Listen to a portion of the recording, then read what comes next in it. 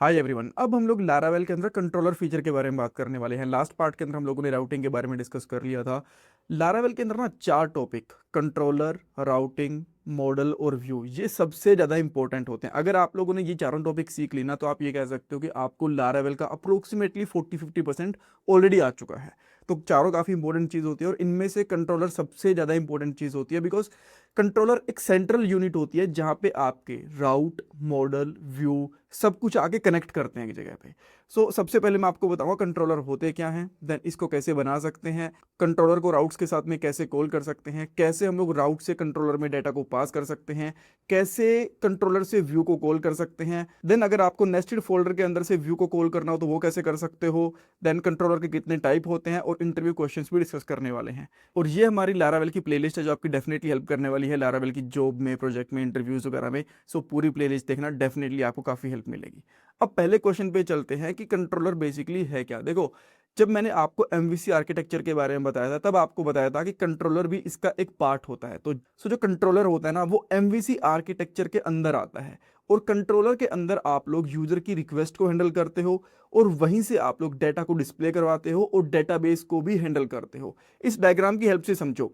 जब एक user Laravel की किसी एप्लीकेशन को एक्सेस करने की कोशिश करता है ना, तो सबसे पहले रिक्वेस्ट जाती है कंट्रोलर को ना। वो कंट्रोलर किस चीज के लिए बनाया गया वो काम करेगा। अगर उसको डेटाबेस में से डेटा को फेच करना है तो डेटाबेस को पहले रिक्वेस्ट करेगा, डेटा को फेच करेगा, उसके बाद में व्यू को डेटा सेंड कर देगा और व्यू यूजर को डिस्प्ले हो जाएगा। या फिर अगर उसका डेटाबेस से कुछ कनेक्शन नहीं है तो कंट्रोलर के अंदर जो काम होना होगा वो होगा, उसके बाद में जो उसका आउटपुट है वो व्यू के पास जाएगा और व्यू का रिस्पॉन्स यूजर को दिख जाएगा।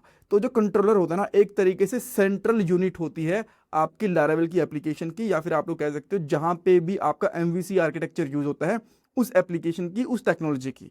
नो, अब क्वेश्चन आता है कि कंट्रोलर को हम लोग बना कैसे सकते हैं। देखो, इसके दो तरीके होते हैं। या तो आप लोग मैनुअली जो आपका ऐप वाला फोल्डर होता है इसके अंदर जाओ, देन एचटीडीपी के अंदर, देन कंट्रोलर्स के अंदर, और यहाँ पे कंट्रोलर को मैनुअली बनाना शुरू कर दो। बट लारावेल हमें कमांड लाइन इंटरफेस देता है जिसके अंदर एक सिंगल कमांड की हेल्प से आप लोग कंट्रोलर को क्रिएट कर सकते हो। कैसे, मैं आपको बताता हूँ। कमांड लाइन पे चलते हैं और यहाँ पे हम लोग सेम फोल्डर के अंदर हैं। यहाँ पे आप देख सकते हो लारावेल ऐप और लारावेल एप्लीकेशन हमारी यहाँ है।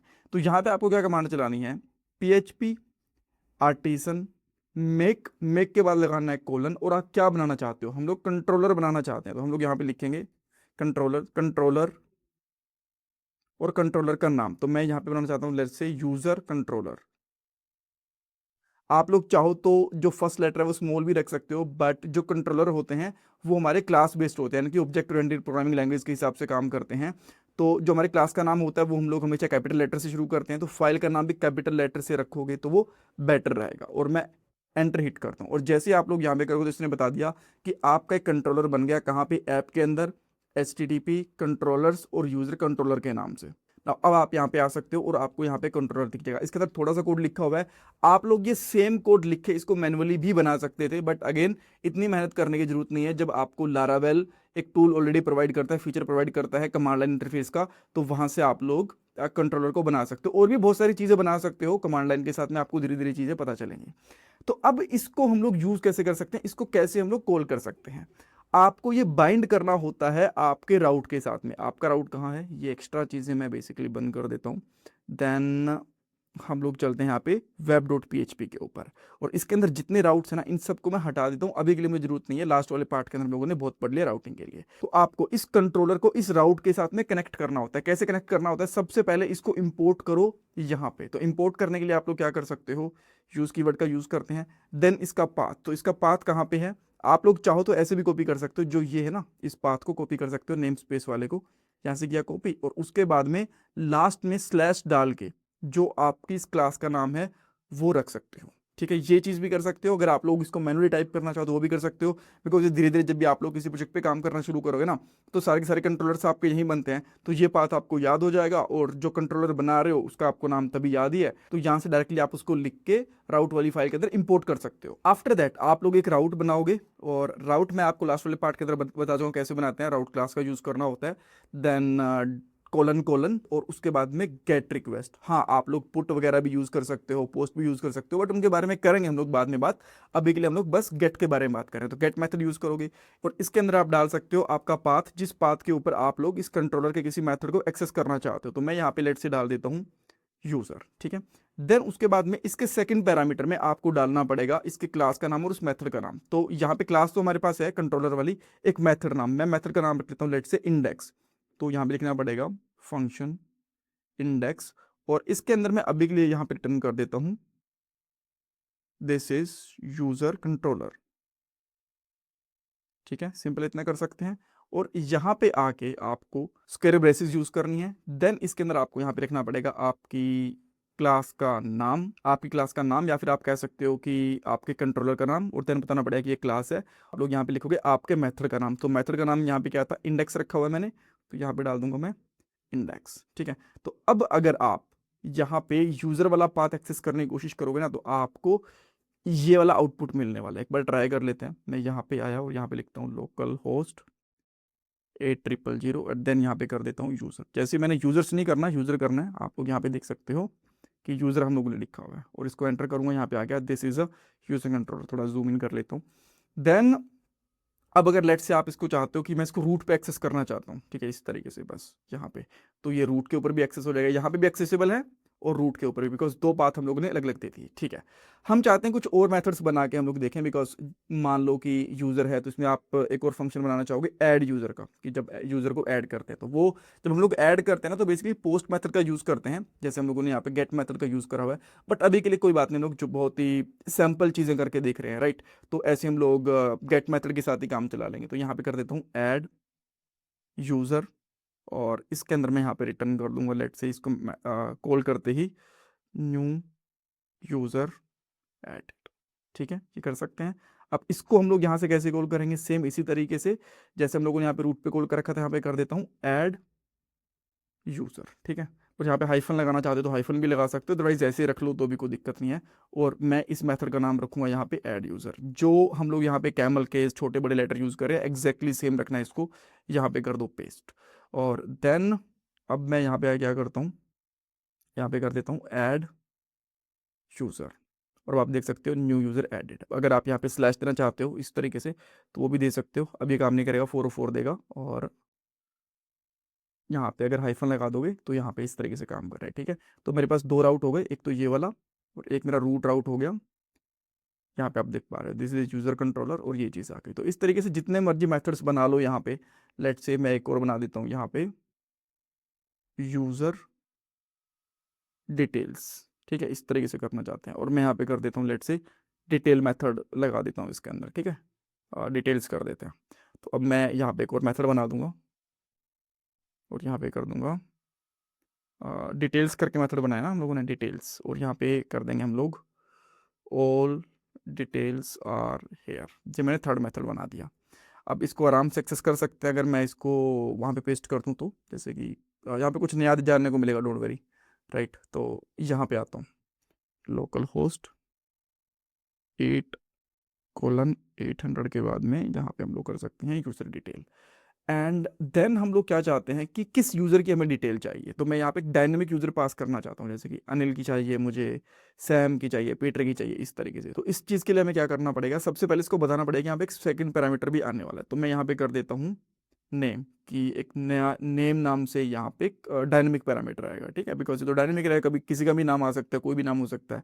और यहाँ पे मैं कर लूँगा डॉलर नेम, और यहाँ पे कर देता हूँ इस तरह कर देंगे details of, then dollar dot name user are here. इस तरीके से मैंने कर दिया। ठीक है, और इसमें यहाँ पे डॉट लगाना रहेगा क्या, अब चलना चाहिए। तो अब मैं यहाँ पे करता हूँ सैम की इन्फॉर्मेशन, तो इसने कर दिया डिटेल्स ऑफ सैम यूजर, या फिर कर सकते हैं सैम कर सकते हैं, इतना काफ़ी रहेगा। ठीक है, details of Sam are here. ठीक है, अब मैं यहाँ पे कर देता हूँ लेट से अनिल। तो ठीक है, यहाँ पे अनिल की डेटा आ गया, यहाँ पे अनिल आ गया। अगर लेट से यहाँ पे कर देता हूँ सिद्धू, देन इसकी डिटेल्स भी यहाँ पे आ गई। ऑलराइट, सो हम लोगों ने यहाँ पे क्या क्या चीज़ें देख ली, एक कंट्रोलर होता क्या है, कैसे उसको बना सकते हैं, देन कैसे इसको कॉल कर सकते हैं राउट के साथ में, डेटा को कैसे पास कर सकते हैं, व्यू कैसे कॉल कर सकते हैं कंट्रोलर के साथ। देखो यहाँ पे सिंपली आपको क्या करना है ना, रिटर्न के अंदर एक और कर लेते हैं हम लोग, लेट से एक और मैं यहाँ पे कर देता हूँ, बहुत सारे आउटपुट डालेंगे तो काम भी आएंगे। ठीक है, तो यहाँ पे कर देता हूँ यूजर यूआई करके कर ले हम लोग एक बारी, कि अभी कोई यूआई दिख रही है हमें, और यहाँ पे कर दूंगा शो डेटा, ऐसा कुछ करके मैंने एक फंक्शन बना दिया। तो यहाँ पे मैं क्या करूँगा, शो डेटा नाम से एक फंक्शन बनाऊंगा, इसकी मुझे ज़रूरत नहीं है, इसको मैं हटा सकता हूँ। और यहाँ पे मैं कर दूंगा, यहाँ पे भी क्या आएगा मैं आपको बताऊंगा, शो डेटा, ये मेथड बन गया हमारा। और यहाँ पे मैं व्यू लिख दूंगा बस इस तरीके से। और इसके अंदर जिस भी मेथड को मैं यहाँ पे दिखाना चाहता हूँ, जिस भी फाइल को मैं यहाँ पे दिखाना चाहता हूँ, जैसे कि हमारी welcome.blade.php, इसको दिखाना चाहता हूँ, तो यहाँ पे क्या कर दूंगा, वेलकम, बस इस तरीके से। और अब अगर मैं इस शो वाले को कॉल करता हूँ यहाँ से, क्या है, यूज़र यूआई, ठीक है। या फिर एक काम करते हैं, इसी तरीके से कर लेते हैं हम लोग, शो डेटा जो नाम रखा है, ठीक है। और देन यहाँ पे आके लोकल होस्ट 888 और देन करेंगे हम लोग शो डेटा, ठीक है। देखो हमारे पास यहाँ पे पेज आ गया। क्यों, यहाँ पे क्या हुआ, इस वाली फाइल से हम लोगों ने यूज़र कंट्रोलर के शो डेटा वाले मेथड को कॉल करा, ठीक है। तो ये हम लोगों ने पाथ दिया था, तो इस पाथ को हम लोगों ने ब्राउजर में ओपन करा, यूज़र कंट्रोलर पे गए इस मेथड के अंदर, और इस मेथड में जाके क्या देखा कि व्यू को कॉल कर रखा है वेलकम वाले को। और अगर मैं यहाँ पे अबाउट वाले व्यू को ओपन कर दूँ, बिकॉज हमारे पास एक और है ना, लास्ट पार्ट के अंदर हम लोगों ने बनाए थे एक अबाउट वाला और एक ये वाला, तो अबाउट वाले के अंदर हमें ये तो नहीं मिलेगा अभी के लिए, तो इसको मैं हटा देता हूँ एक बार के लिए, ठीक है। अबाउट पेज तो भी आपको दिखेगा यहाँ पे अबाउट पेज। तो इस तरीके से आप लोग व्यू को भी कॉल कर सकते हो। नेस्टेड व्यू को मान लो जैसे कि यहाँ पे है और कुछ एक अलग से यूज़र का फोल्डर बना हुआ है कि यूज़र की जितनी भी चीज़ें हैं वो सारी की सारी इसके अंदर है। ये गलत बना दिया, एक फोल्डर बनाना है मुझे, तो इसमें मैं यहाँ पे क्या कर देता हूँ, लेट से यूज़र यूज़र बना दिया, और इसके अंदर है let say about dot blade dot php। तो ये अंदर वाला है ना हमारे पास यूज़र के अंदर, तो मैं यहाँ पे कर देता हूँ अबाउट यूजर। अब इसको मैं कैसे कॉल कर सकता हूँ, ये फोल्डर के अंदर ना, पहले तो बाहर था डायरेक्टली हम लोगों ने कॉल कर लिया, इसको कैसे कॉल करेंगे, तो यहाँ पे आपको फोल्डर नेम डॉट अबाउट लिखना पड़ेगा। तो मैं यहाँ पे आता हूँ और यहाँ पे क्या करेंगे हम लोग, फोल्डर नेम क्या है, यूजर डॉट अबाउट। तो अब जो अंदर वाला अबाउट है ना उसको कॉल कर लेगा ये। Let me show you, here you can see that about user, तो अंदर वाली चीज़ें आ गई।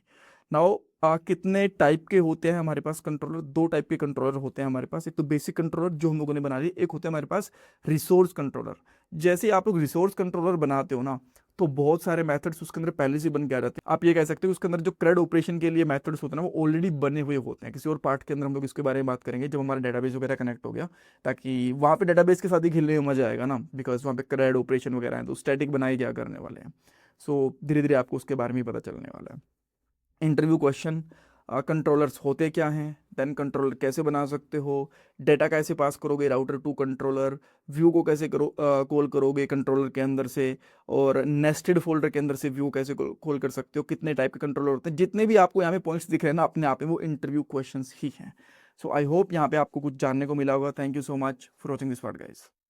हाय एवरीवन, आज भी मार्केट में जॉब्स की कमी नहीं है, बट डेफिनेटली कंपटीशन काफ़ी ज़्यादा बढ़ चुका है। और अगर आप लोग खुद को कंपटीशन से ऊपर उठा के जॉब रेडी बना लेते हो तो आपकी जॉब लगने से कोई नहीं रोक सकता।